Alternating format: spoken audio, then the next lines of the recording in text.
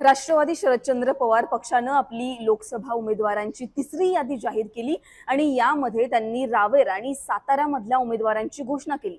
साताऱ्यातून शशिकांत शिंदेंना उमेदवारी देण्यात आली तर रावेरमधून एक नवीन नाव म्हणजेच श्रीराम पाटलांना उमेदवारी देण्यात आली आहे। महायुतीकडून म्हणजेच भाजपने रक्षा खडसेंना लोकसभेच्या रिंगणात उतरवलेले आहे। रक्षा खडसे या रावेरमध्ये 2 टर्म खासदार राहिलेले आहेत, त्यांची मोठी ताकद रावेरमध्ये आहे आणि अशातच आता शरद पवारांनी श्रीराम पाटलांना रावेरमधून उमेदवारी दिली आहे। श्रीराम पाटलांना रावेरमधून उमेदवारी देऊन शरद पवारांना नक्की साध्य काय करायचं आहे? श्रीराम पाटील 2 टर्म खासदार राहिलेल्या रक्षा खडसेंना रावेरमध्ये टक्कर देऊ शकतात का? रावेरमध्ये श्रीराम पाटलांची नक्की ताकद किती आहे आणि नेमके श्रीराम पाटील हे कोण आहेत हे सगळं जाणून घेणार आहोत या व्हिडिओच्या माध्यमातून। नमस्कार, मी पूजा आणि तुम्ही पाहताय मुंबई तक। सगळ्यात आधी श्रीराम पाटील हे नक्की कोण आहेत हे जाणून घेऊयात। तर श्रीराम पाटील हे जळगाव जिल्ह्यातील एक मोठे उद्योजक आहेत।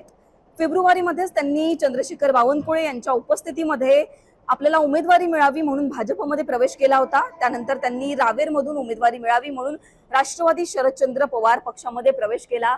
श्रीराम पाटील हे नाव रावेरमध्ये मोठं आहे, पण उद्योजक म्हणून लोक त्यांना ओळखतात, त्यामुळे राजकारणामध्ये येऊन आपण मोठं काम करावं, गोरगरिबांची मदत करावी असं त्यांना वाटत होतं। त्याच्यामुळेच त्यांनी भाजपमध्ये प्रवेश केला, पण भाजपमधून त्यांना काही तिकीट मिळालं नाही, त्यामुळे त्यांनी आपल्याला लोकसभेची उमेदवारी मिळावी म्हणून राष्ट्रवादी शरदचंद्र पवार पक्षामध्ये प्रवेश केला। आता ते मूळचे शेतकरी आहेत। ठिबक सिंचनच्या नळ्या बनवण्याची त्यांनी फॅक्टरी टाकली, त्यामध्ये त्यांना चांगलं यश मिळालं। Shri Sairam plastic and irrigation या नावाची त्यांची कंपनी आहे। सिका या इलेक्ट्रिक 2 व्हीलरच्या ब्रँडचे ते उत्पादक आहेत। त्याचबरोबर रावेरच्या श्रीराम फाउंडेशनचे ते अध्यक्ष देखील आहेत। त्यांनी उद्योग क्षेत्रामध्ये मोठं काम केलेलं आहे। त्यांना अनेक पुरस्कार सुद्धा मिळालेले आहेत।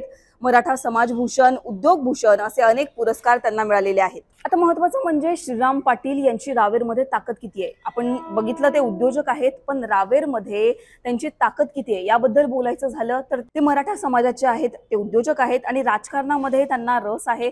हे सगळं पाहता रक्षा खडसेंना ते टक्कर देऊ शकतात का याबद्दल जर आपण बोलायचं झालं तर रक्षा खडसे या रावेरमध्ये 2 टर्म खासदार म्हणून निवडून आलेले आहेत। रक्षा खडसेंची रावेरमध्ये मोठी ताकद आहे। आता रावेर मतदारसंघाबद्दल जर आपल्याला बोलायचं असेल तर याची विधानसभा निहाय माहिती आपल्याला पहिले घ्यावी लागेल। रावेरमध्ये एकूण 6 मतदारसंघ आहेत, त्यापैकी चोपडामध्ये शिवसेनेच्या लताबाई सोनावणे या आमदार आहेत। रावेरमध्ये शिरीष चौधरी हे काँग्रेसचे आमदार आहेत। भुसावळमध्ये संजय सावकारे हे भाजपचे आमदार आहेत। जामनेरमध्ये गिरीश महाजन हे भाजपचे आमदार आहेत। मुक्ताईनगरमध्ये चंद्रकांत पाटील हे शिवसेनेचे आमदार आहेत। त्यानंतर मलकापूरमध्ये राजेश एकड़े हे काँग्रेसचे आमदार आहेत। आपण जर बघितलं तर 2 भाजपचे, त्यानंतर शिवसेनेचे 2, काँग्रेसचे 2 असे आमदार रावेरमध्ये आहेत। आता 2019 ची लोकसभा निवडणुकांची आकडेवारी जर आपण बघितली तर 2019 मध्ये भाजपकडून रक्षा खडसे यांना 6,55,386 इतकी मतं मिळाली होती, तर काँग्रेसचे उल्हास पाटील यांना 3,19,504 इतकी मतं मिळाली होती। रक्षा खडसेंनी काँग्रेसच्या उल्हास पाटलांचा इथे पराभव केला होता। त्यानंतर वंचितकडून नितीन कांदेलकर यांनी ही लोकसभा लढवली होती, त्यांना 88,365 इतकी मतं मिळाली होती, त्यामुळे वंचितला सुद्धा इथे चांगलं मतदान मिळालं होतं। 2014च्या आकडेवारीचा जर आपण विचार केला तर 2014 मध्ये भाजपच्या रक्षा खडसेंना 6,05,452 इतकी मतं मिळाली होती। त्यानंतर राष्ट्रवादी काँग्रेसच्या मनीष जैन यांना 2,87,384 इतकी मतं मिळाली होती। रक्षा खडसेंनी 2 टर्म इथून विजय मिळवलेला आहे। 6 लाखांच्या आसपास त्यांना मतं मिळाली आहे, त्यामुळे चांगलेच मोठी ताकद रक्षा खडसेंची या रावेर लोकसभा मतदारसंघामध्ये आहे। आता रावेर हा आधीपासून भाजपचा बालेकिल्ला होता, भाजपचं मोठं वर्चस्व रावेरमध्ये आहे। पण एकनाथ खडसेंनी जेव्हा भाजपची साथ सोडली ते राष्ट्रवादीमध्ये गेले, त्यानंतर कुठेतरी इथलं जे राजकारण आहे ते 360 डिग्रीमध्ये बदललं।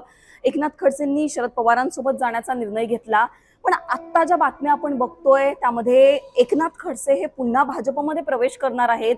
एकनाथ खडसे यांची पुन्हा भाजपमध्ये घर वापसी होणार आहे।